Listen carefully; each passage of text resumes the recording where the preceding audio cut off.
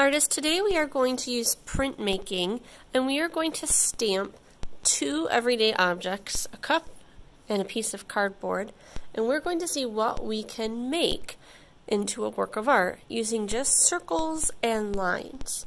So for this project, you're going to have the edge of a cup to use, and you're going to have the edge of a piece of cardboard to use.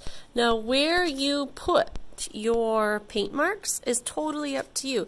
That's how we're going to see what we can create using these printmaking patterns and techniques. So to use the edge of the cup, we have our paint on our styrofoam tray, and we just turn that cup and the paint so that it gets the paint on the edge. This is going to give us a circle.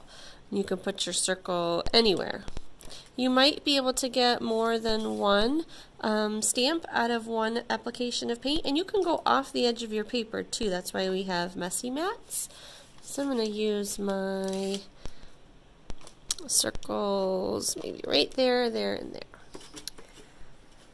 For the cardboard edges, you can either use the small edge or the large edge, but the same thing, you're going to run that piece of cardboard through the paint just to pick up paint on the edges.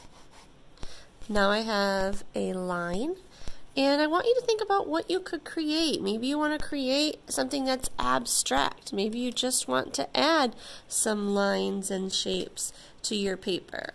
Or maybe you have an idea of something that you could make. Maybe you could make an object like a house or a castle or a car or an animal.